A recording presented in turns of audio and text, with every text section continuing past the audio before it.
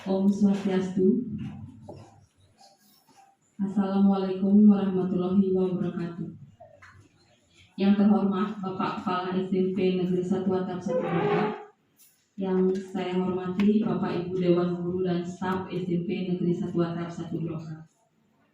Pertama-tama, mari kita memanjatkan puji syukur kehadirat Tuhan Yang Maha Esa karena berkat atas rahmat-Nya kita bisa berkumpul di sini dalam kegiatan sosialisasi dari dari teman kita yang mengikuti calon guru penggerak, yaitu Pak Made Lanang Suharto. Adapun susunan acara pada hari ini, yang pertama adalah doa, kemudian sambutan dari Kepala SMP 1 Atap 1 Blora, kemudian sambutan dari guru senior yang diwakili oleh Bapak Muhammad Firdian Sani. Kemudian terakhir, acara ini adalah presentasi dari calon guru penggerak, yaitu Bapak Made Lanang Suharto, tentang budaya positif. Dan terakhir yang selanjutnya adalah refleksi dan diakhiri dengan penutup. Untuk pertama, agar demi kelancaran kegiatan kita hari ini, marilah kita berdoa menurut agama dan kepercayaan masing-masing. Berdoa dimulai.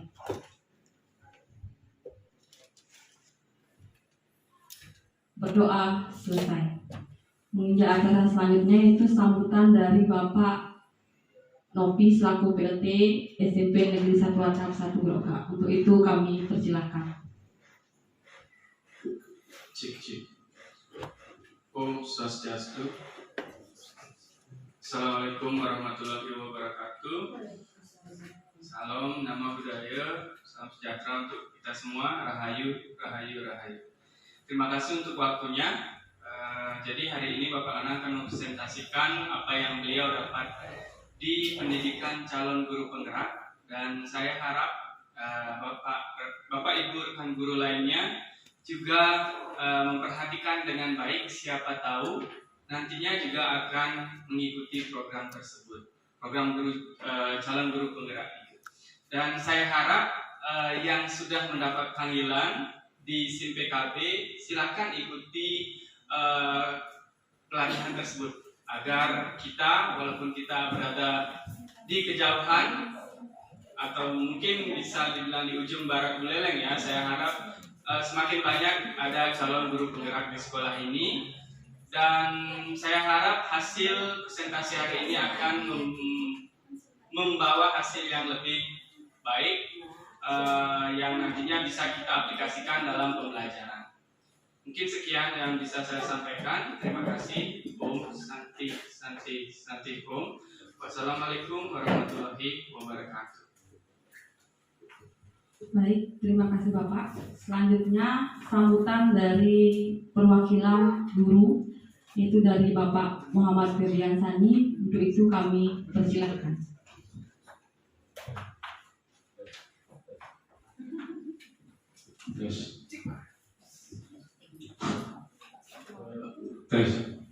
Terima kasih atas waktu yang diberikan. Sebelumnya yang saya hormati Kepala Sekolah SMP 1 Atap 1 Blora, yang saya hormati rekan-rekan semuanya, dan mobil khusus yang saya hormati Pak Lanang yang pada pagi hari ini beliau mempresentasikan terkait dengan tugas-tugas beliau.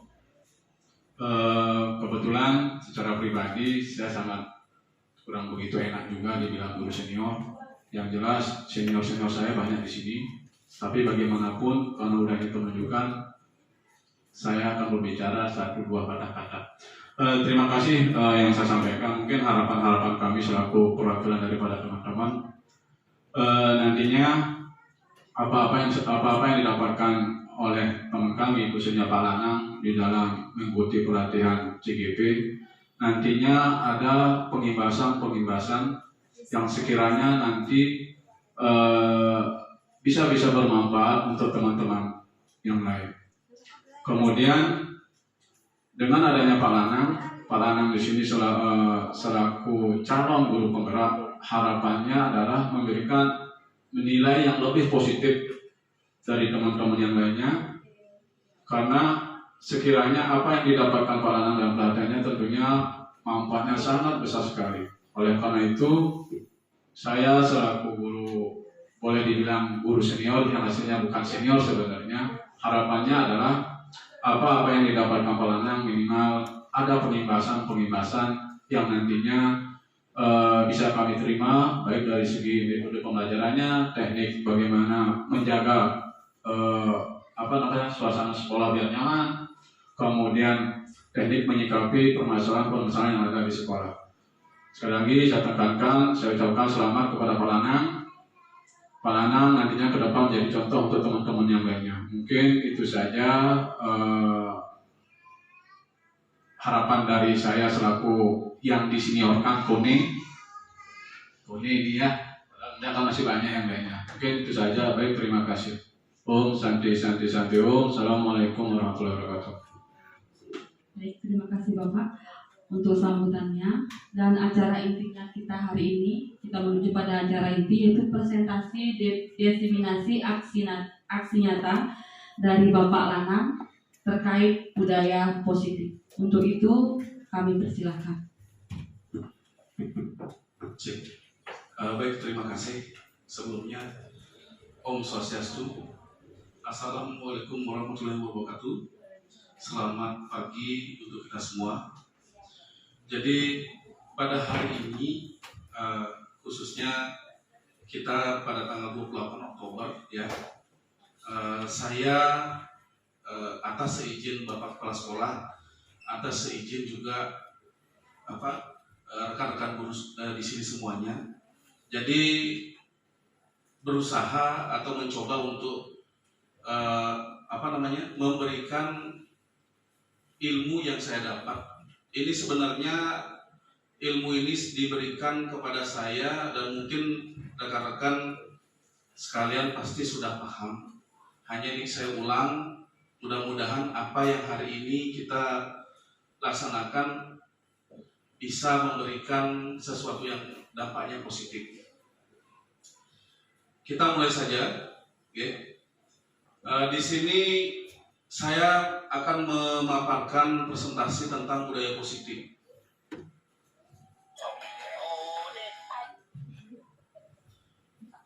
Di konsep inti budaya positif, di sini saya paparkan ada beberapa. Yang pertama adalah teori kontrol dan perubahan paradigma belajar. Selanjutnya adalah disiplin positif. Selanjutnya adalah nilai-nilai kebajikan. Ada teori motivasi, 5 kebutuhan dasar manusia.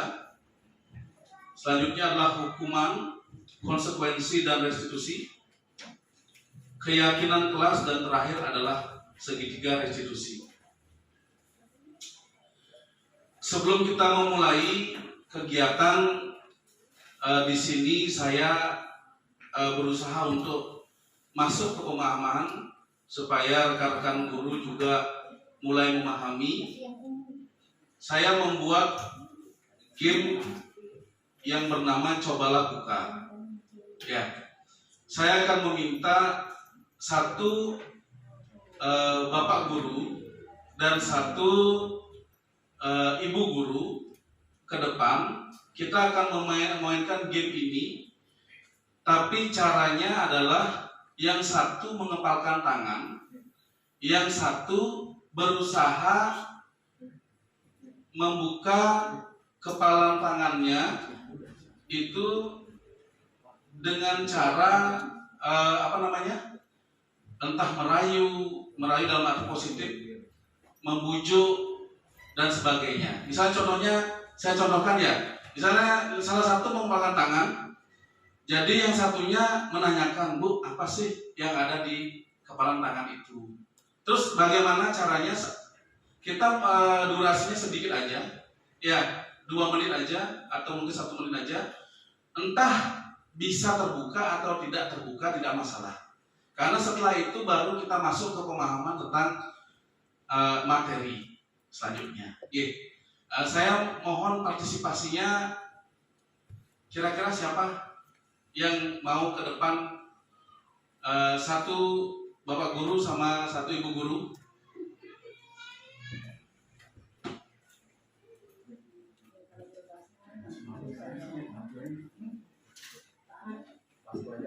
Oke. Oh ya, Pak Ami satu. Oke.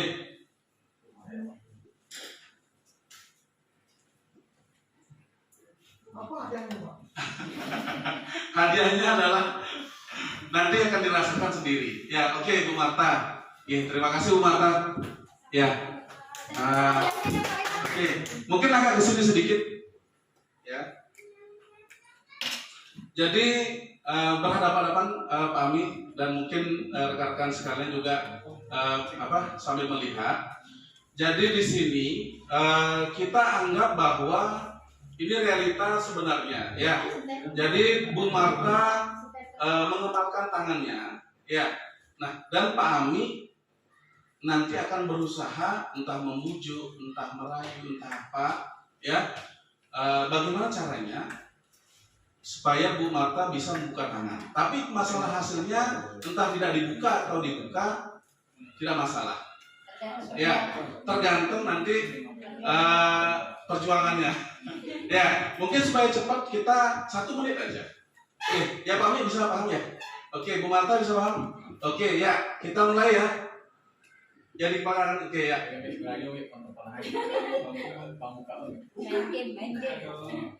Ya, pantun.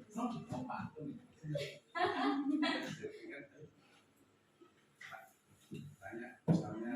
Di Terawang Pak, di Terawang. Jadi kanan dari mana? Ya, sing kita lagi.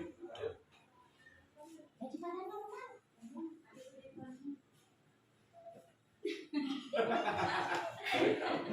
Bisa tanya. Ya, Bu Marta apa yang di tangannya? Nah, coba. Udah bisa dibuka. Ya, itu juga ya.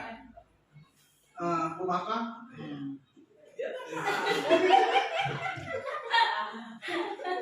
Ya. Ayo, satu dua kali. Angkatin sini. Bu Marta, coba lihat garis tangan. Ya, jawab apa? Ya, jawab sini. Ya, jawab aja. Mau apa enggak itu? Buat apa? Buat saya lihat. Orang sekarang. Enggak boleh, Pak. Kok nggak boleh, kenapa? Ya, saya nggak pengen dibuka aja kepalanya. Oke, ya. Kita tepuk tangan dulu ya. Oke. Oke, ya silakan.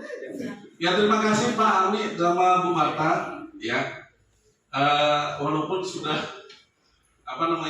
sudah biasa kita ketemu, pada saat dia perhadapkan seperti itu kita grogi juga ya. Oke. Di sini kita sama-sama belajar. Jadi tujuan game cobalah buka ini adalah sebenarnya kita masuk ke pertanyaan pemantik namanya. Ya. Jadi akan membuka sedikit ruang. Mudah-mudahan Bapak Ibu guru di sini akan lebih paham. Jadi di sini ada pertanyaan, apakah si A mau membuka kepalan tangan? Ternyata tidak mau. Ya, Bu Marta tidak mau. Kalau seandainya mau, mengapa? Baru kita jelaskan. Ternyata tidak mau. Terus dalam kegiatan ini sesungguhnya siapa yang memegang kendali atau kontrol untuk mau membuka atau tetap menutup kepalan tangan? Kira-kira siapa yang memegang kendali? Bu Marta atau Pak Ami kira-kira? Yang memegang kendali untuk membuka. Enggak, yang memegang kendali ini siapa kira-kira? Bu Marta. Bu? Ya, Bu Marta ya. Ternyata yang memegang kendali itu adalah Bu Marta. Nah, terus kaitannya dengan kita sebagai seorang guru apa? Nah, di sini saya jelaskan dulu. Jadi teori kontrol itu adalah kita sendiri yang memegang kontrol atas kepala tangan kita. Apakah kita akan membuka atau menutup kepala tangan kita? Itu bergantung pada diri kita masing-masing sesuai dengan kebutuhan dasar kita saat itu. Ya. Di sini teori kontrol menurut Dr. William Glasser, ya. Ada miskonsepsi dalam teori kontrol. Yang pertama adalah ilusi guru mengontrol murid. Sebenarnya yang memegang kendali kan murid sebenarnya, Bapak Ibu ya. Nah, ternyata ada ilusi kenapa akhirnya murid itu mau diminta tolong misalnya atau apa dan sebagainya. Padahal sebenarnya yang memegang kendali itu sebenarnya murid. Karena ada ilusi, ya, ada ilusi ini akhirnya mereka jadinya apa yang kita suruh mereka mau. Ya. Terus yang kedua adalah ilusi bahwa semua penguatan positif efektif dan bermanfaat. Jadi murid ini sebenarnya dia kenapa dia mau, karena mereka meyakini bahwa apa yang kita suruh itu bermanfaat. Ada ilusi seperti itu. Kalau merasa tidak bermanfaat pasti akan ada penolakan. Ya. Terus berikutnya adalah ilusi bahwa kritik dan membuat orang merasa bersalah dapat menguatkan karakter. Nanti akan sama-sama kita tonton videonya. Tapi yang terjadi memang seperti itu. Kita sering membuat murid kita merasa bersalah, benar nggak? Atau bahkan di sekitar kita seperti itu. Misalnya contoh gini, kalau seandainya kamu kok seperti ini, nanti kalau saya dilihat oleh para sekolah bagaimana? Akhirnya si murid itu kan pasti merasa bersalah kan? Nah, di sana letak ilusi yang dibilang di sini. Terakhir adalah ilusi bahwa orang dewasa memiliki hak untuk memaksa. Karena kita dianggap orang dewasa, ya. Jadi murid itu akhirnya ya mau. Coba nak, tolong ambilkan ini. Coba tolong ambilkan ini dan sebagainya. Yang terjadi di realita kita seperti itu sebenarnya ya. Nah, makanya ada miskonsepsi yang diutarakan oleh Dr. William Glasser. Ya. Berikutnya perubahan paradigma ya, dari paradigma stimulus respon kepada pendekatan teori kontrol. Ya, kita sudah mengenal di sini stimulus respon, sudah juga kita tadi mempraktekkan teori kontrol. Saya akan bacakan saja sambil rekan-rekan nanti memahami. Jadi kalau menurut stimulus respon, di situ adalah realitas kebutuhan kita sama. Ya, tapi kalau teori kontrol kita berbeda. Ya. Terus semua orang melihat hal yang sama. Kalau di teori kontrol setiap orang memiliki gambaran yang berbeda. Ya. Kita mencoba mengubah orang agar berpandangan sama dengan kita. Kalau di teori kontrol kita berusaha memahami pandangan orang lain tentang dunia. Terus perilaku buruk dilihat sebagai suatu kesalahan. Di teori kontrol semua perilaku memiliki tujuan. Orang lain bisa mengontrol saya. Kalau di teori kontrol hanya Anda yang bisa mengontrol diri Anda. Dan seterusnya, ya. Oke, berikutnya setelah tadi kita memahami tentang teori kontrol yang mudah-mudahan bisa meresap ke sanubari Bapak Ibu, dan mudah-mudahan bisa akan kita terapkan untuk berikutnya. Yang kedua adalah makna disiplin. Ya, menurut Ki Hajar Dewantara menyatakan bahwa di mana ada kemerdekaan, disitulah harus ada disiplin yang kuat. Sungguh pun disiplin itu bersifat self-disiplin, yaitu kita sendiri yang mewajibkan kita dengan sekeras-kerasnya, tetapi itu sama saja. Sebab jikalau kita tidak cakap melakukan self-disiplin, wajiblah penguasa lain mendisiplinkan diri kita, dan pengaturan demikian itu harus ada di dalam suasana yang merdeka. Jadi di sini saya kutip di Ki Hajar Dewantara, pemikiran konsepsi keteladanan sikap merdeka, cetakan kelima 2013 halaman 470. Jadi menurut beliau, kalau seandainya kita tidak disiplin, jadi yang berkuasa berhak mendisiplinkan kita. Kurang lebih seperti itu. Terus apa makna disiplin itu bagi diri kita sendiri? Ya, disiplin adalah kemampuan memerintah diri sendiri dalam mengontrol dan menguasai diri untuk memilih tindakan yang mengacu pada nilai-nilai yang kita hargai dengan penuh tanggung jawab tanpa diperintah orang lain. Jadi kalau menurut tadi Ki Hajar Dewantara, kalau seandainya kita tidak disiplin, berarti penguasa berhak mendisiplinkan kita. seperti itu. Tapi kalau seandainya kita lihat keterbukaan dari diri sendiri, disiplin itu sebenarnya kita tidak usah diperintah orang lain, tapi kita bisa dari hati untuk melaksanakan itu sendiri. Ya. Oke. Berikutnya adalah nilai-nilai kebijakan. Kebajikan, ya. Nilai-nilai kebajikan universal menurut nilai-nilai lintas budaya, bahasa, suku, bangsa maupun agama seperti keadilan, kehormatan, peduli, integritas, kejujuran, pelayanan, keamanan, kesabaran, tanggung jawab, mandiri, berprinsip, keselamatan, kesehatan, dan lain-lain masih banyak sekali. Itu adalah unsur-unsur dari nilai kebajikan yang ada di dunia ini. Ya, dan kaitannya dengan profil pelajar Pancasila itu ada 6. Yang pertama yang kita sudah kenal bahwa beriman, bertakwa kepada Tuhan Yang Maha Esa dan berakhlak mulia. Terus berkebinekaan global, bergotong royong, kreatif, bernalar kritis dan mandiri. Itu yang kita terapkan melalui kurikulum dan melalui keseharian yang pada saat ini kita laksanakan untuk semua siswa. Ya.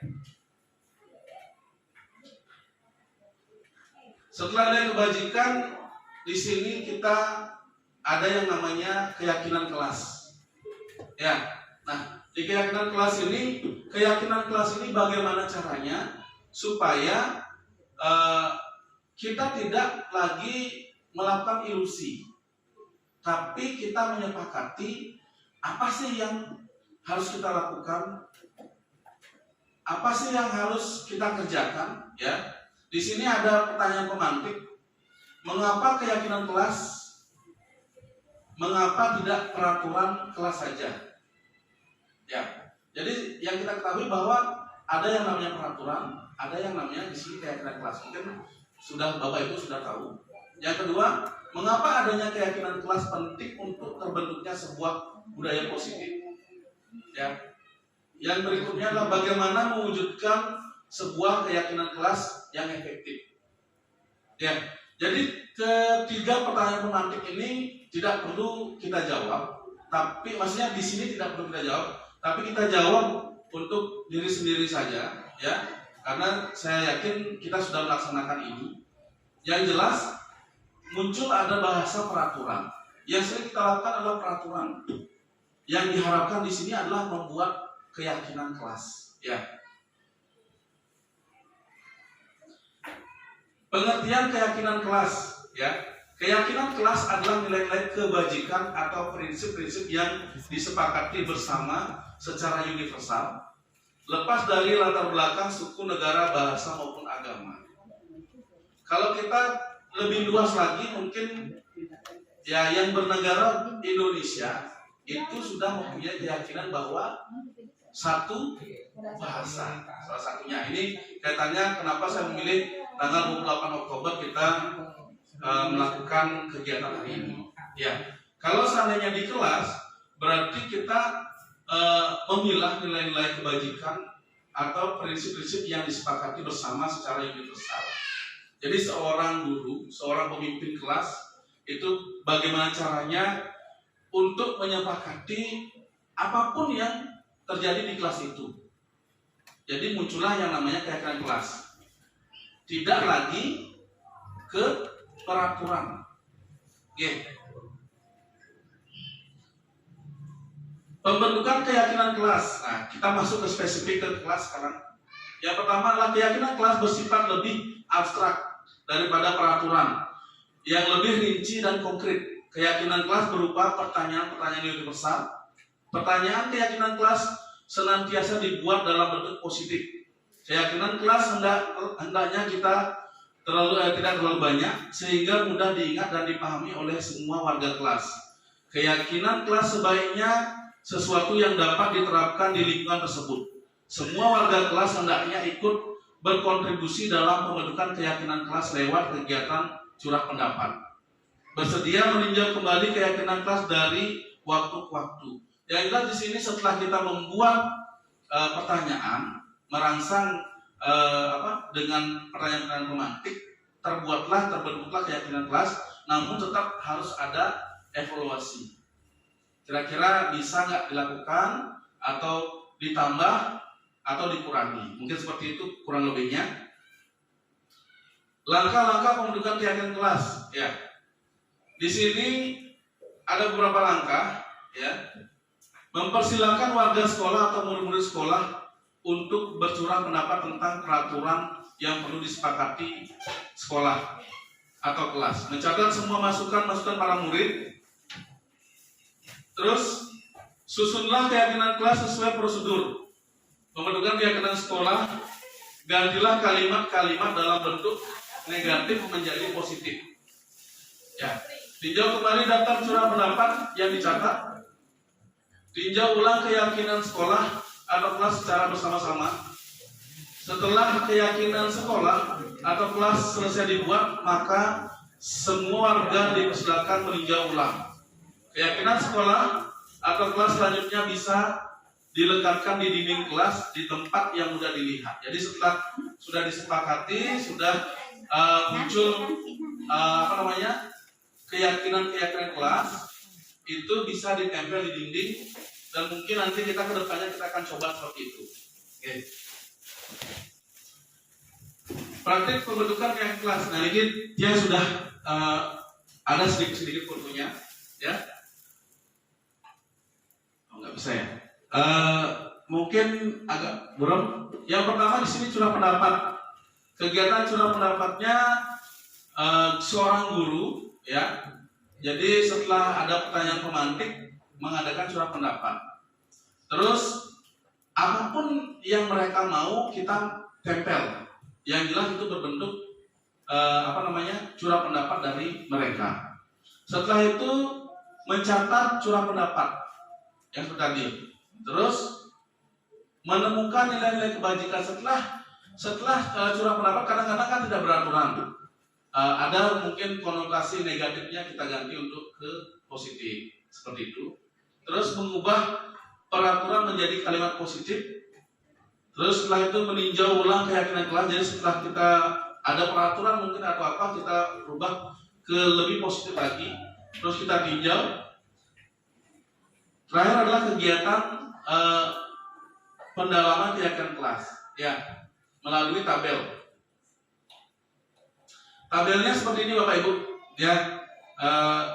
Tentukan nilai kebajikan yang dituju dari peraturan berikut. Nah, di sini saya sudah bagi antara peraturan dan nilai yang akan dituju. Ya, kita jawab dari diri sendiri saja. Yang pertama adalah kembalikan barang ke tempatnya. Kalau dari nilai kebajikannya kira-kira apa? Dilarang menunggu orang lain. Hadir di sekolah 15 menit sebelum pembelajaran dimulai. Dilarang melakukan kekerasan. Nah, ini adalah bentuk-bentuk peraturan. Kalimat-kalimat yang sebenarnya adalah peraturan. Terus kita ubah nilai kebajikannya supaya menjadi satu keyakinan kelas. Ya, kembalikan barang ke tempatnya adalah tanggung jawab. Jadi tidak perlu lagi bahasanya adalah tolong setelah memakai ini kembalikan barang ke tempatnya.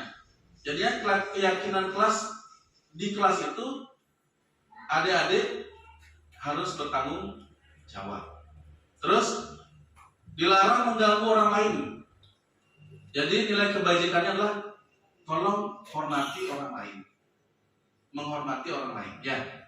Hadir di sekolah 15 menit sebelum pembelajaran dimulai. Di sini keyakinan nilai kebajikannya adalah berkomitmen, disiplin waktu. Ya, dan seterusnya sampai ke berjalan di kelas dan koridor. Di sini keselamatan dan keamanan. Ya. Oke, setelah kita keyakinan kelas, kita masuk ke teori motivasi perilaku manusia. Di sini Dian Golson dalam bukunya Restructuring School Discipline memaparkan bahwa untuk menghindari ketidaknyamanan atau hukuman, untuk mendapatkan imbalan atau penghargaan orang lain itu adalah motivasi eksternal. Untuk menjadi orang yang mereka inginkan dan menghargai diri sendiri dengan nilai-nilai yang mereka percaya itu adalah motivasi internal. Nah, murid itu kebanyakannya begitu. Jadi ada motivasi eksternal dan motivasi internal. Karena tidak nyaman, akhirnya mereka melakukan hal yang tidak dikehendaki. Terus karena imbalan atau penghargaan mereka akhirnya tampil atau maju ke depan dan sebagainya. Ya. Ada 5 kebutuhan dasar manusia ya yang saya pelajari. Yang pertama adalah penguasaan, kasih sayang dan rasa diterima, kebebasan, kesenangan. Di sini semua mencakup ruang lingkupnya adalah bertahan hidup. Jadi apapun yang kita perlukan, kita perlu kasih sayang, kita perlu kebebasan, kita perlu kesenangan, kita perlu penguasaan, itu adalah cara kita bertahan hidup. Ya. Di sini penjabarannya, kebutuhan bertahan hidup atau survival, kebutuhan yang bersifat psikologis. Contohnya adalah kesehatan, rumah, makan, biologis atau bereproduksi, psikologis atau rasa aman. Kasih sayang dan rasa diterima, ya.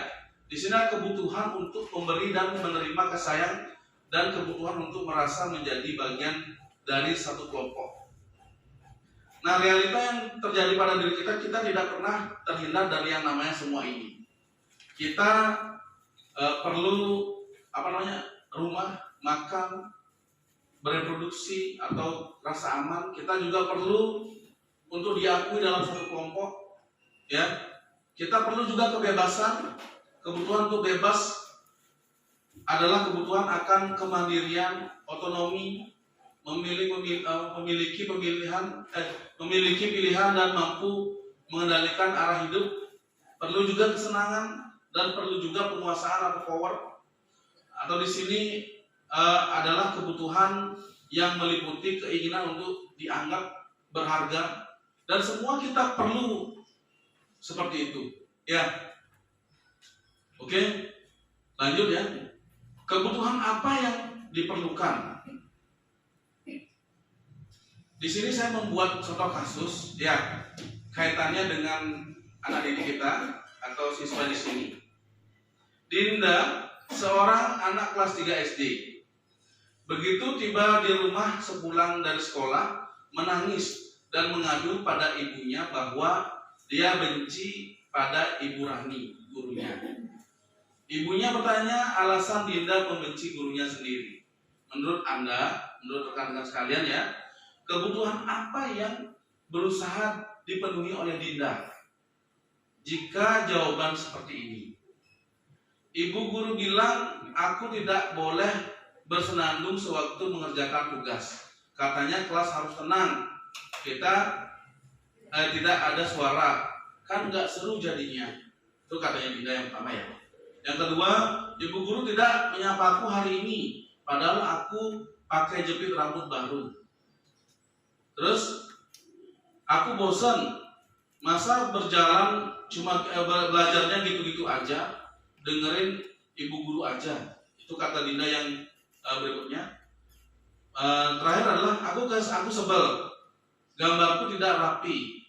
Malah ibu guru nunjukin ke teman-temanku di depan kelas. Ini contoh-contoh pertanyaan yang memang kadang-kadang murid kita atau anak-anak kita tunjukkan kepada kita. Jadi ini erat kaitannya dengan 5 kebutuhan dasar. Ya.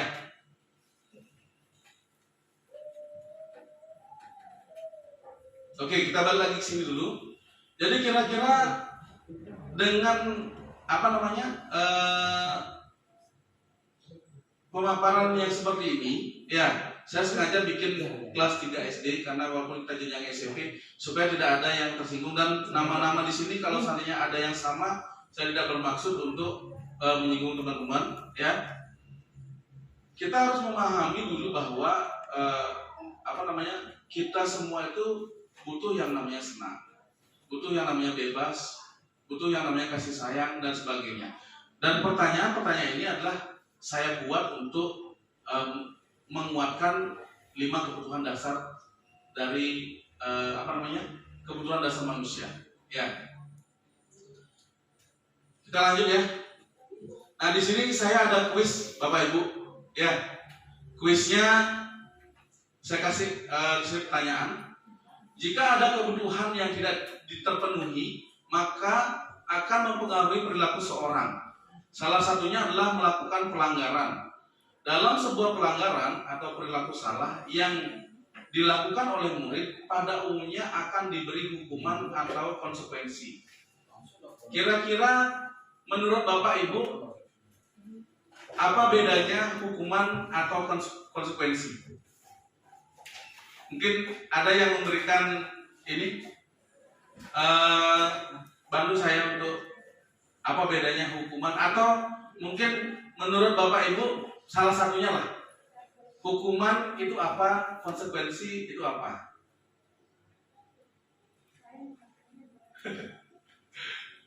Gimana? Saya yakin pasti semua tahu ya, cuma memang karena membedakan hukuman dan konsekuensi itu memang hampir mirip, saya pun juga sama. Jadi kita belajar sekarang di sini memahami apa yang disebut hukuman dan apa yang disebut konsekuensi. Ya. Di sini saya berusaha memaparkan atau menjabarkan tentang pengertian apa itu hukuman, konsekuensi, dan lagi satu yang disebut dengan restitusi. Yang saya pahami sebagai seorang guru, jadi bertahun-tahun hanya ada hukuman atau konsekuensi. Ternyata setelah saya belajar, ternyata ada yang disebut dengan restitusi. Ya, mungkin Bapak Ibu guru sudah tahu lebih dulu daripada saya tahu. Tapi saya berusaha untuk memaparkan supaya kita sama-sama mendalami ya. Yang pertama adalah hukuman. Hukuman itu bersifat tidak terencana atau tiba-tiba. Jika misalnya saya lihat ada siswa mengeluarkan bajunya, langsung saya tegur. Itu sini aja, kamu kok keluarin bajunya? Saya beri hukuman, atau saya nggak bilang beri hukuman, tapi kamu harus keliling sekolah ini 2 kali. Itu sifatnya tidak terencana atau tiba-tiba. Mungkin kita sudah mengalami ya. Terus anak atau murid tidak tahu apa yang akan terjadi dan tidak dilibatkan. Jadi langsung kita ambil keputusan begitu aja. Jadi murid itu tidak tahu. Pokoknya begitu saya lihat langsung saya tegur, langsung saya berikan hukuman. Jadi itu hukuman. Terus hukuman bisa berupa fisik maupun psikis. Jadi bisa fisik saya suruh lari, atau psikis membuat dia merasa bersalah. Ya. Terus murid atau anak disakiti oleh suatu perbuatan atau kata-kata. Jadi pasti setelah saya memberikan hukuman akan ada dampak murid itu tersakiti. Kadang-kadang di rumah aja saya terhadap anak saya begitu. Jadi kalau dia salah, paling tidak anak saya pasti saya buat merasa tidak nyaman atau dia merasa bersalah. Nah, dampaknya ternyata membawa ke psikisnya, membuat dia tersakiti. Ya. Nah, kalau seandainya kita berbicara konsekuensi. Konsekuensi itu sudah terencana atau sudah disepakati, sudah dibahas dan disetujui oleh murid dan guru. Kalau kamu tidak hadir di pelajaran olahraga, berarti kamu atau terlambat lah. Kalau kamu terlambat di pelajaran olahraga, berarti kamu harus lari keliling lapangan sebanyak berapa kali. Itu sudah ada kesepakatan. Yang jelas kuncinya di sini adalah sudah konsekuensi itu adalah apa yang kita sepakati. Dan terakhir ada yang namanya restitusi. Restitusi adalah proses penciptaan kondisi bagi murid untuk memperbaiki kesalahan mereka, sehingga mereka bisa kembali pada kelompok mereka dengan karakter yang lebih kuat. Nah, ini yang menurut saya ini yang baru. Nanti akan kita belajar lagi lebih luas lagi, ya. Ciri-ciri restitusi. Restitusi bukan untuk menebus kesalahan, namun untuk belajar dari kesalahan. Misalnya ketika saya melihat ada anak yang mengeluarkan baju, saya dibandingkan hukuman atau dibandingkan menjalankan konsekuensi, saya akan menjalankan yang disebut restitusi supaya anak tidak tersakiti dan mereka bisa kembali lagi ke kelompoknya dengan tenang seperti itu. Restitusi memperbaiki hubungan. Kalau tahu dia salah, dalam filosofi Ki Hajar Dewantara yang saya ingat adalah kodrat anak itu adalah bermain. Sebagaimanapun kita untuk biar anak itu bisa disiplin apa dan sebagainya, memang anak-anak itu kodratnya adalah bermain. Pasti bahasanya adalah nakal, pasti bahasanya adalah bandel. Karena memang siapapun di dunia ini kalau menginjak yang namanya masa anak-anak pasti kodratnya adalah bermain. Jadi di sekolah pasti bajunya lepas, pasti dasinya kesana kemari, rambutnya juga berantakan dan sebagainya. Terus adalah restitusi adalah tawaran, bukan paksaan. Jadi kita memberikan tawaran, bukan memaksa, ya. Restitusi adalah menuntun untuk melihat ke dalam diri. Jadi ada beberapa pertanyaan nanti akan masuk ke pertanyaan-pertanyaan itu, ya. Restitusi mencari kebutuhan dasar, mendasari tindakan. Restitusi fokus pada solusi. Restitusi mengembalikan murid yang berbuat salah pada kelompoknya.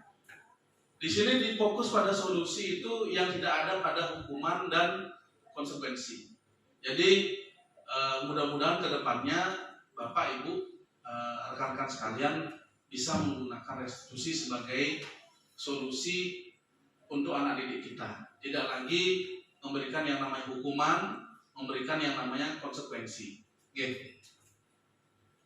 Kita akan melihat video Bapak Ibu ya, biar tidak bosen, biar tidak dengar saya cuap-cuap karena saya tidak pintar ngomong ya. Saya sudah siapkan video, mudah-mudahan video ini memberikan satu pemahaman untuk kita semua ya. Kita akan lihat video yang saya sudah siapkan ya. Coba saya tes dulu, coba saya tes ya.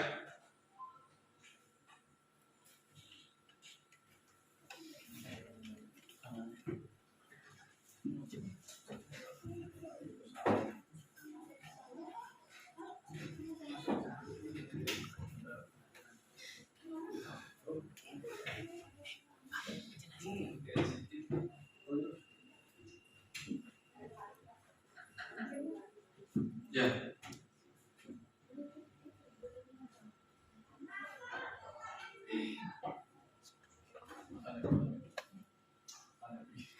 Ya memang presentasi Niki agak panjang ya. Coba.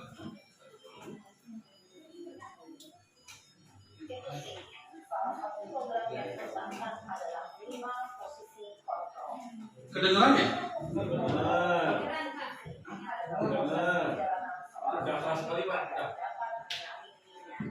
Pada video kali ini, kita akan membahas tentang 5 posisi kontrol yang dikembangkan oleh Nathaniel Gosser dan contoh penerapannya.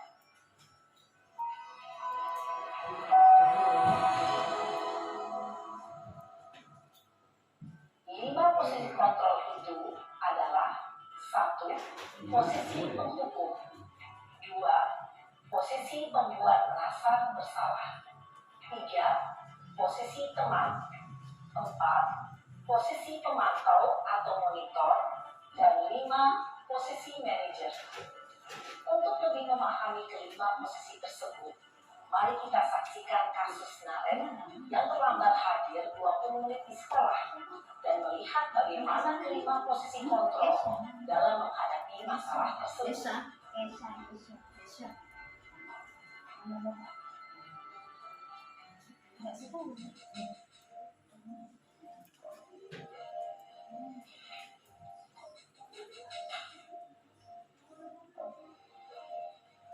Naren! Sini kamu!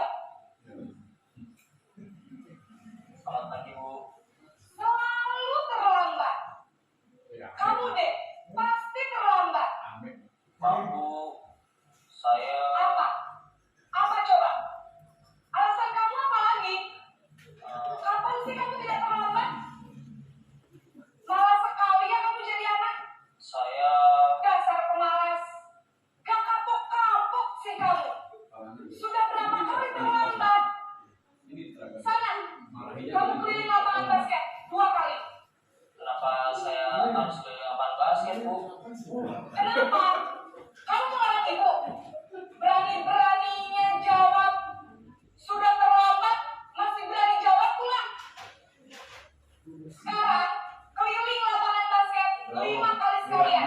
Biar kapok. Cepat. Pergi sana ke lapangan basket. Posisi penghukum biasanya berbicara dengan nada tinggi, menghardik, menunjuk-nunjuk, menyakiti, dan menyindir. Hukuman bisa berupa fisik maupun psikis. Ibu dan bapak guru hebat. Dampak yang terjadi pada murid ketika guru berada pada posisi penghukum adalah murid cenderung akan memberontak, bahkan menyimpan dendam.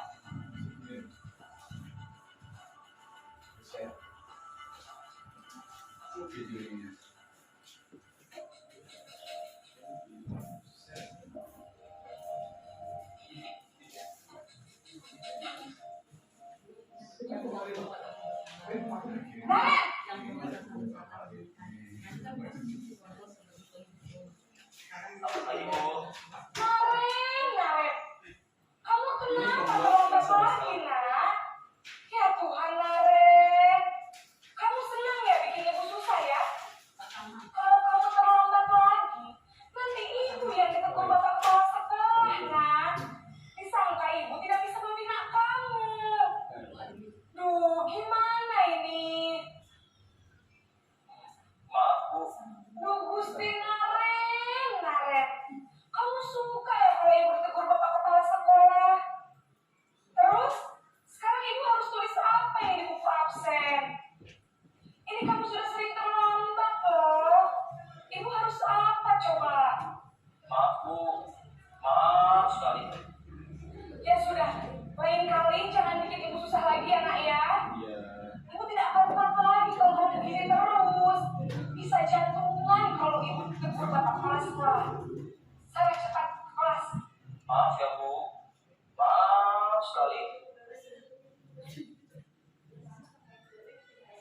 Posisi pembuat rasa bersalah berbicara dengan nada tenang, cenderung lembut. Namun kata-kata yang diutarakan membuat murid merasa menjadi orang yang gagal, memandang buruk dirinya sendiri, merasa tidak berharga, dan tidak sanggup membahagiakan orang lain. Ketika guru mengambil posisi pembuat rasa bersalah, murid akan menganggap dirinya yang bersalah dan ia akan menyimpan emosi negatif tersebut di dalam dirinya. Ini posisi tenang.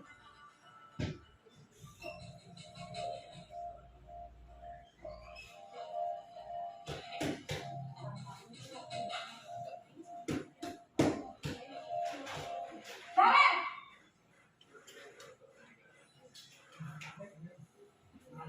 Selamat pagi Bu. Wah, sudah jam berapa ini nak? Nonton lagi ya sayang. Iya Bu, habis ibu saya belum membangunkan saya Bu. Kamu malah menyalahkan ibu kamu.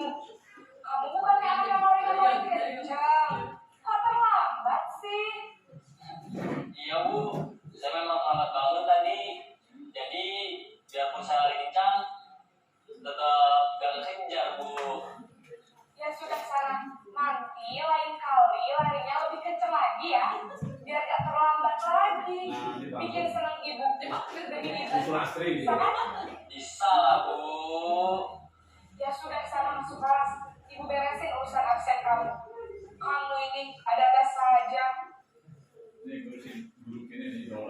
Dalam posisi teman, guru berbicara dengan nada suara ramah dan akrab, cenderung bersenda gurau untuk menjaga suasana tetap santai. Murid akan merasa senang, aman, dan akrab dengan guru.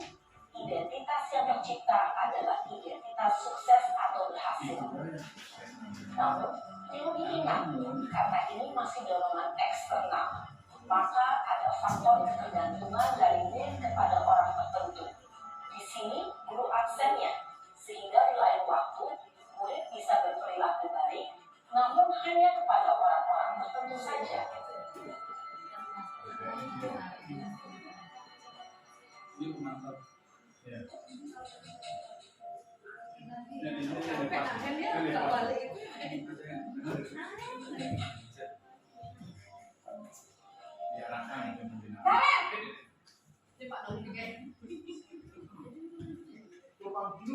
Karen, apa peraturan sekolah kita tentang jam berapa kita harus masuk sekolah, Nak?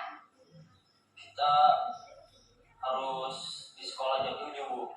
Iya betul, sekarang sudah jam 7.20. Kalian sudah tahu konsekuensinya jika terlambat hadir? Paham, Bu. Saya harus tinggal kelas pas jam istirahat selama 20 menit. Iya benar, konsekuensinya demikian. Jadi nanti jam 9.30 pas istirahat, kamu harus tinggal di kelas, kerjakan tugas tambahan untuk ketertinggalan kamu, ya? Baik, Bu. Posisi pemantau mengandalkan penghitungan atau data untuk mengontrol murid. Guru mengarahkan murid berdasarkan peraturan dan konsekuensi. Seorang pemantau menunjukkan bahasa tubuh dan ekspresi wajah yang datar dan cenderung formal. Ini yang paling ideal. Yang diharapkan.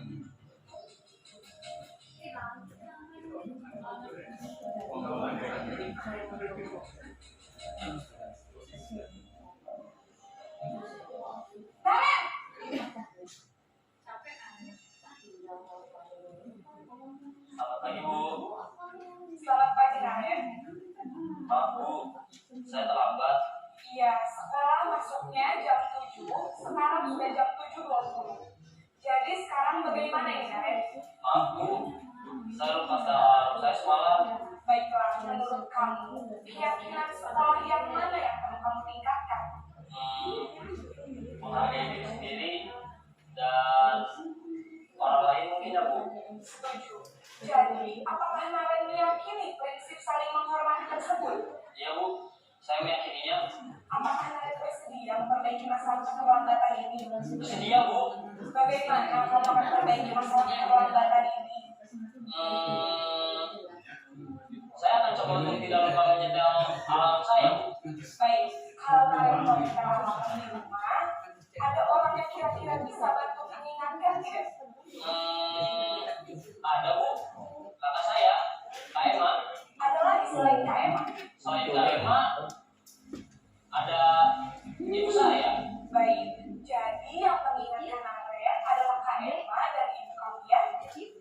Kira-kira akan mulai start alarm kapan nih, Naren? Setelah pulang sekolah, akan segera saya lakukan. Baik, jadi Naren akan setel alarm untuk bangun besok pagi dan akan diingatkan oleh kakak dan ibunda Naren ya. Ada lagi yang mungkin perlu dilakukan, Naren? Agar tidak terlambat bangun lagi. Tidak ada, Bu. Baik, Naren. Terima kasih untuk kerjasama kamu. Sekarang kamu perlu kembali ke kelas untuk belajar. Baik, Bu. Terima kasih. Posisi manajer adalah posisi kontrol yang disarankan untuk membimbing murid memiliki sikap disiplin yang positif, yaitu murid yang mandiri, bertanggung jawab, dan dapat memecahkan masalah. Tujuan dari posisi ini adalah agar murid dapat berefleksi atas tindakannya. Guru akan dengan tulus memberikan pertanyaan-pertanyaan yang benar, sehingga membuat murid dapat belajar dari kesalahannya dan mencari sebuah solusi untuk menyelesaikannya. Ibu dan Bapak guru hebat, setelah mengamati adegan kelima posisi kontrol tadi, kira-kira posisi mana yang paling ideal? Posisi mana yang dapat menunjang motivasi intrinsik murid? Ya, tentu posisi manajer. Posisi ini memang posisi ideal dan ingin dituju setiap pendidik. Pada posisi inilah, guru dapat menerapkan disiplin positif yang berpihak pada murid, yang memerdekakan murid. Perjalanan seorang pendidik tentunya tidak mudah untuk sampai pada posisi seorang manajer. Namun, tujuan kita pasti, yaitu menciptakan murid-murid yang mandiri, merdeka, dan bertanggung jawab. Semoga penggambaran 5 posisi kontrol yang telah diperlihatkan ini dapat menjadi ajang refleksi bagi kita semua, agar dapat terus mengasah dan menerapkan disiplin positif yang memerdekakan murid. Mari terus berlatih dan bersemangat. Selamat menerapkan. Salam berbahagia, Ibu dan Bapak guru. Hebat.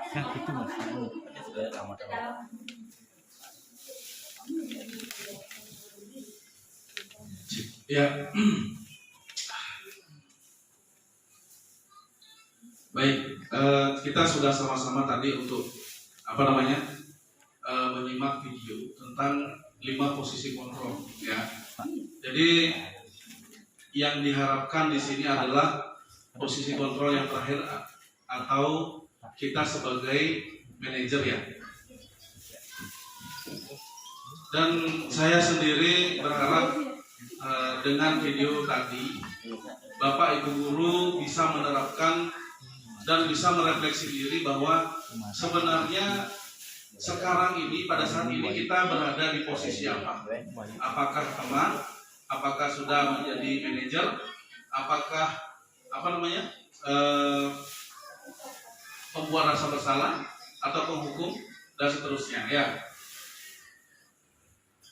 Di sini keterangan atau penjabarannya saja, ya, seperti yang tadi sudah kita lihat, hanya beda bentuk. Kalau penghukum, contoh pernyataannya adalah patuhi aturan saya atau awas, kamu selalu saja salah. Jadi ada bahasa yang memang nadanya keras dan kadang-kadang menyakiti, ya.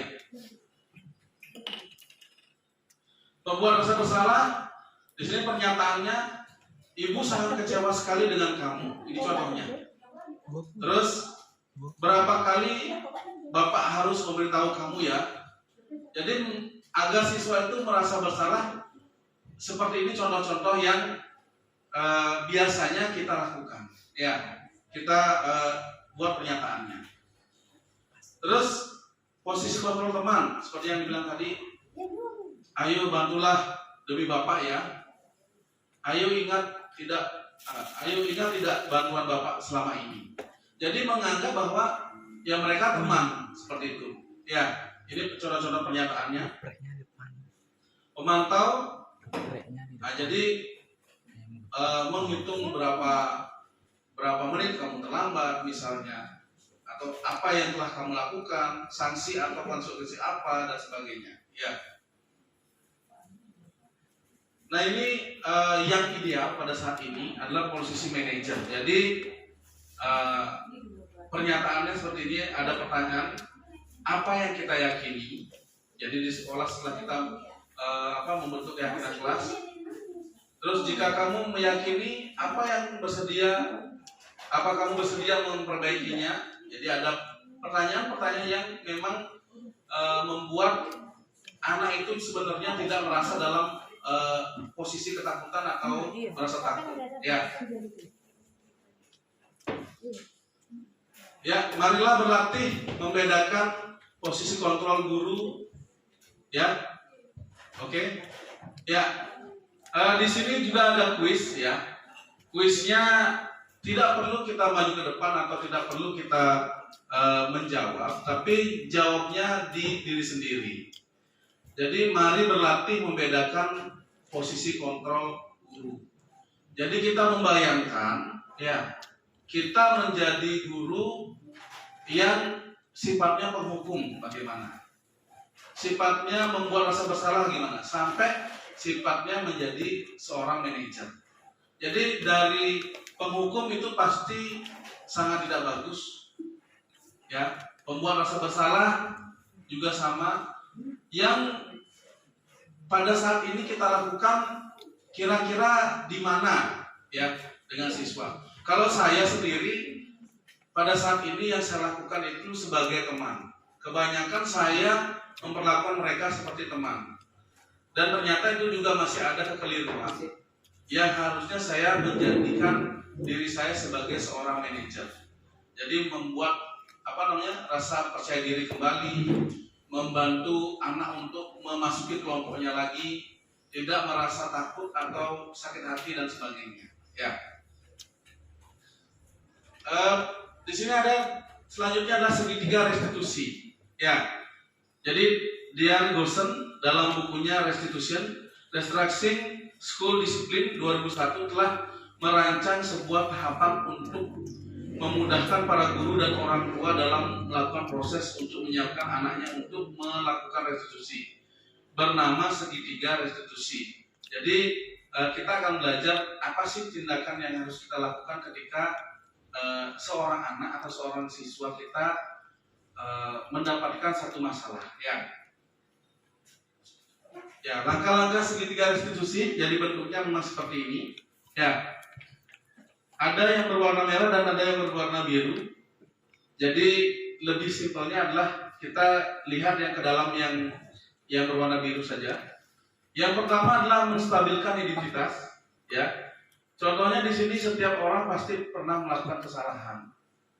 Misal begitu saya lihat ada ada siswa kita terlambat, ya semua orang pasti pernah melakukan hal itu. Jadi jangan langsung membentak atau apa. Jadi itu menstabilkan identitas. Yang kedua adalah validasi tindakan yang salah. Jadi kita validasi. Kamu tentu punya alasan mengapa melakukan itu. Misalnya, yaitu pertanyaan kita. Ya dia terlambat ternyata mungkin karena membantu orang tuanya. Misalnya pagi dia harus bangun, terus orang tuanya pedagang dan sebagainya, dia membantu, terus akhirnya terlambat. Kita kan nggak tahu, makanya kita validasi tindakan yang salah. Terakhir adalah menanyakan keyakinan. Jadi di sekolah ini, sebelum kita melaksanakan ini, kita harus melakukan yang namanya membentuk keyakinan sekolah atau keyakinan kelas.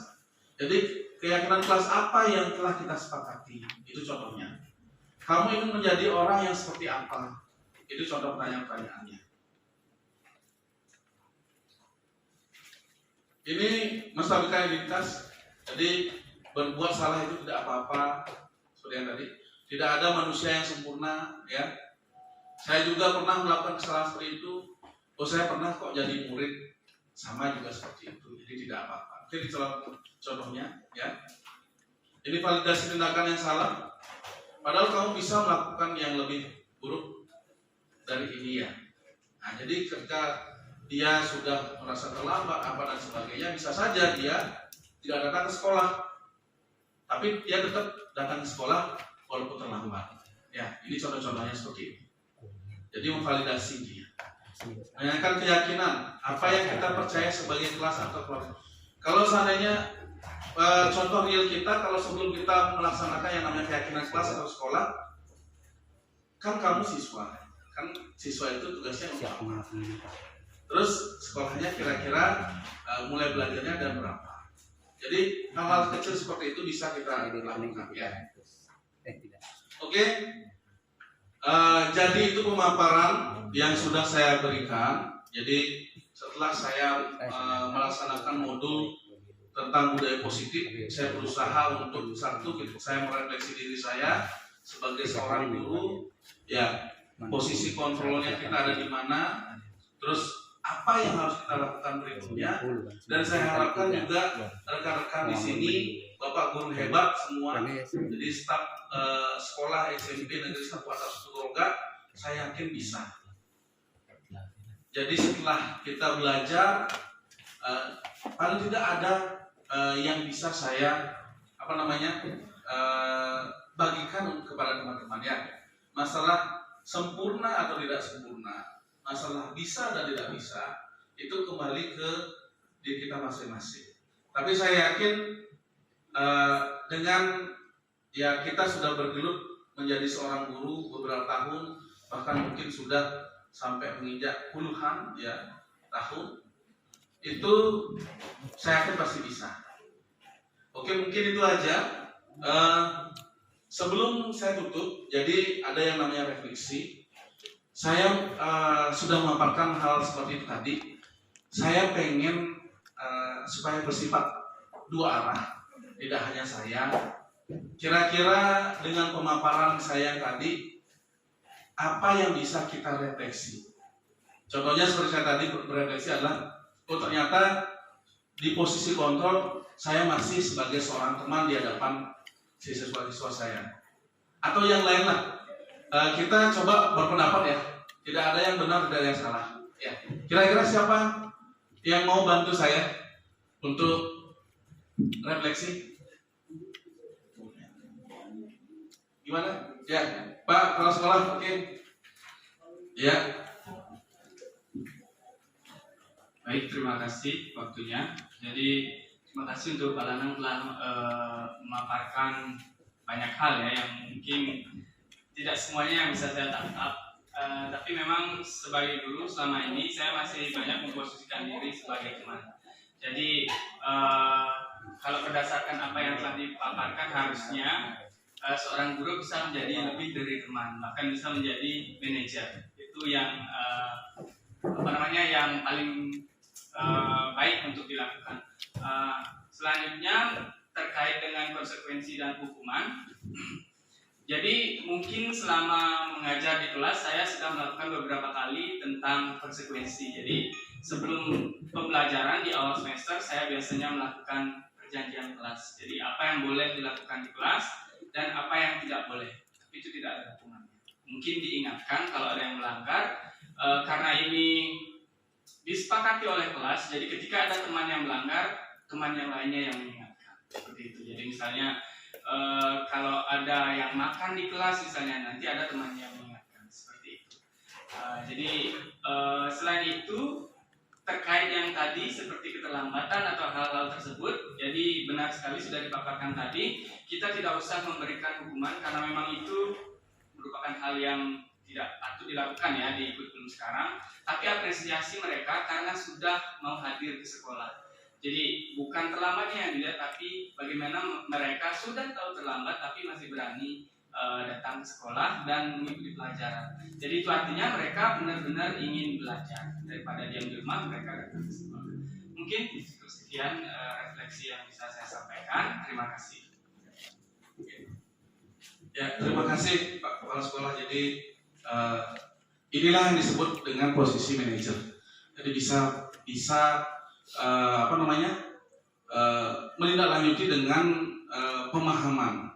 Maksudnya ketika ada anak, oh ya udah syukur dia datang ke sekolah walaupun terlambat. Padahal dia bisa lebih buruk lagi, dia bisa aja nggak datang ke sekolah. Tapi dengan niatnya walaupun terlambat ya kita tetap apresiasi. Oke, mungkin yang lain lagi satu orang aja, ya.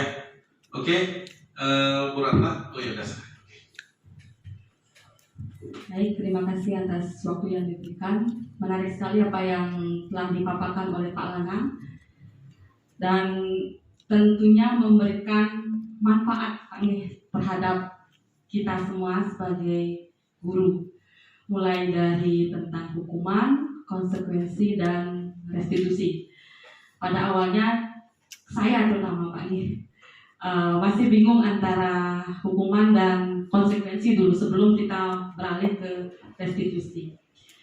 Sering kita menyamakan antara hukuman dan konsekuensi. Konsekuensi maaf.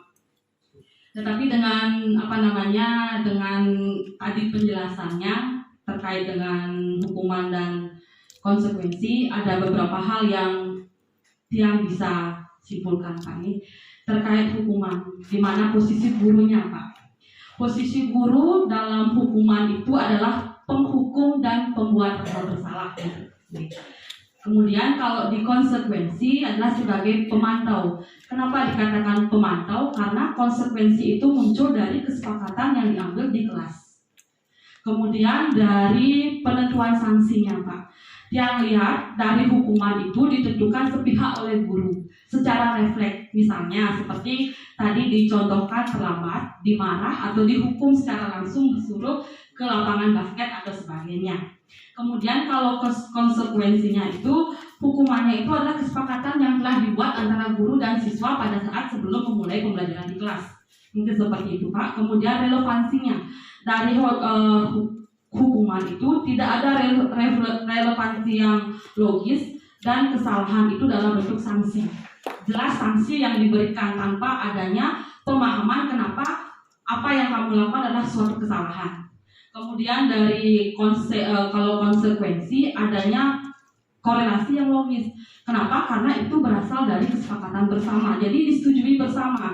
Jika terjadi suatu tindakan kesalahan, anak-anak siap menerima konsekuensi yang diberikan karena terlebih dahulu adanya sebuah kesepakatan. Kemudian menurut dia kalau hukuman itu adalah disiplin jangka pendek. Kenapa? Karena mereka melakukan itu karena keterpaksaan. Kemudian kalau konsekuensi itu membentuk disiplin jangka panjang, karena sekali lagi karena berhubungan dengan kesepakatan. Setelah itu ada konsekuensi dan hukuman, ada juga yang disebut dengan tadi dikatakan adalah restitusi, di mana restitusi itu merupakan bentuk pendisiplinan terbaru yang diperbaharui dari hukuman dan konsekuensi melalui segitiga restitusi itu, yaitu menstabilkan identitas, validasi tindakan yang salah, dan menunjukkan menanyakan sebuah keyakinan. Jadi itulah saya terima kasih sekali dengan apa yang telah dipaparkan Pak Lanang terkait dengan hukuman, konsekuensi, dan restitusi, sehingga kami bisa menerapkannya di siswa didik kita di sini. Kemudian 5 alat kontrol itu terkadang kita kelima-limanya kita laksanakan, Pak, dari sebagai penghukum sampai dengan sebagai manajer. Tapi dengan penjelasan yang tadi kita bisa memposisikan diri lebih sebagai ke manajer. Baik, terima kasih. Ya, terima kasih Bu Ratna, terima kasih Pak Novi. Mungkin ada yang mau merefleksi, yang mau berbicara tentang apa yang dihadapi. Ada lagi? Enggak? Pas ya? Oke, ya. Saya sangat-sangat berterima kasih. Jadi sampai di jam ini kita masih ada di sini, ya. Walaupun dengan banyak kesibukan, Bapak Ibu guru hebat bisa meluangkan waktu dengan harapan bahwa apa yang dipaparkan, apa yang saya paparkan tadi membuat pembaharuan untuk kita semua. Jadi memang beda zaman, beda cara, ya. Karena sekarang sudah kita masuk ke Gen Z, ke generasi Z, ya. Mungkin kalau masih zaman kolonial atau zaman Orde Baru, Orde Lama itu memang beda. Tapi kalau sekarang kita masuk ke Gen Z, ke generasi Z, itu diharapkan ada satu pembaruan. Dari hukuman kita minimalisir, konsekuensi juga kita terapkan yang namanya restitusi dalam segala hal. Dan ini membuat pembelajaran ini membuat pembaharuan juga di keluarga kecil saya sendiri. Jadi saya terapkan juga untuk anak-anak saya. Jadi ternyata setiap dia melakukan kesalahan, saya stabilkan dulu identitasnya supaya dia terus tidak merasa bersalah. Karena terus merasa bersalah atau terus dia takut, akan kedepannya akan terus seperti itu. Bahkan anak saya nanti punya anak akan begitu nanti. Kalau kita seperti itu. Jadi stabilkan dulu, terus saya validasi tindakan yang salahnya. Setelah itu baru saya tanya keyakinan apa yang sudah kita sepakati. Jadi dengan harapan bahwa setelah kita melaksanakan ini ada satu perubahan. Di filosofi Ki Hajar Dewantara, kali-kali saya bilang bahwa satu kodrat anak seperti adalah bermain. Kita ini ibaratkan petani yang sedang menanam benih jagung atau apa dan sebagainya. Kalau hanya kita tanam saja benihnya, tumbuh nggak? Tumbuh, tapi nggak karu-karuan. Jadi selain kita tanam, harus kita siram, kita pupuk, kita rawat dan sebagainya. Agar apa? Agar menghasilkan jagung super. Anak didik kita juga kita harapkan untuk menjadi penerus generasi bangsa yang baik, yang cerdas, bahagia, selamat sampai tujuan. Ya. Terima kasih Bapak, Ibu guru hebat di ujung acara ini. Jadi mungkin itu saja yang saya bisa berikan atau berbagi tentang budaya positif. Jadi lebih kurangnya saya mohon maaf, pasti banyak kekurangan dari saya. Saya mohon maaf sekali lagi. Terakhir saya akhiri dengan para Santi. Om Santi Santi Santi. Assalamualaikum warahmatullahi wabarakatuh. Saya kembalikan ke moderator. Baik, terima kasih Bapak atas penjelasannya. Baik Bapak Ibu semua, itu tadi pemaparan presentasi terkait diseminasi budaya positif dari Bapak Madelanang. Semoga kedepannya apa yang disampaikan oleh Bapak Madelanang itu bisa kita terapkan sehingga kita bisa menumbuhkan budaya disiplin bagi siswa-siswi kita. Baik, itu acara kita akhiri. Yang tutup untuk para Santi. Om Santi Santi Santi Om. Wassalamualaikum warahmatullahi wabarakatuh.